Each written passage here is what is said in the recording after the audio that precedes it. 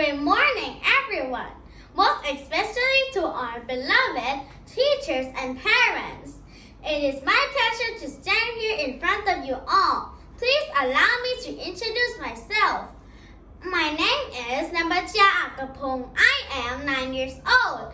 I live in Mahapot, Pajinburi. I am in grade 4, section 3, student at Thayom w Gong Tong School under the royal patronage of Her Royal Highness Princess Mahachakri Sirinthorn. My school director is Dr. Udom Chamni. Why does it rain? Pour a glass of water and take a sip. Pretty good, isn't it?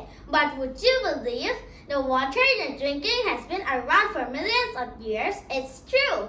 Before any creatures were living on land, your water was part of the ocean. The water we have on earth has been here for a very, very long time, and Mother Nature has been constantly recycling it through the water cycle. When you toss a can, bottle, or newspaper in the recycling bin, it heads to a recycling center to recycling. Nature has been recycling the Earth's water supply since the beginning of time.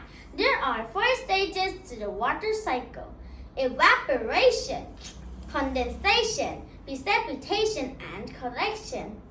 Evaporation occurs when the sun heats up waters in lakes, rivers, oceans, and even swimming pools and turns them into water vapor or steam. The evaporated water goes into the air. Once water vapor is in the air, it rises into the atmosphere, cools, and forms clouds through a process called condensation. If you have ever poured a cold glass of lemonade on a hot day, you have probably seen condensation in action. Water forms on the outside of your glass, but it hasn't magically leaked through from the inside. The water droplets on the outside of your glass are condensed water vapor from the air. The warm summer air contains water vapor, and when it comes in contact with the cool glass, the vapor is chilled and turns back into liquid water.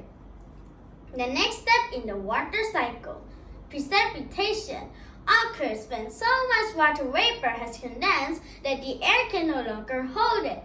Clouds become heavier and heavier until eventually the water falls back to the earth in the form of precipitation. Depending on atmospheric conditions and temperatures, precipitation can arrive on earth as rain, hail, sleet, freezing rain, or snow. When water falls back to earth as precipitation, it ends up in rivers, lakes, and other places.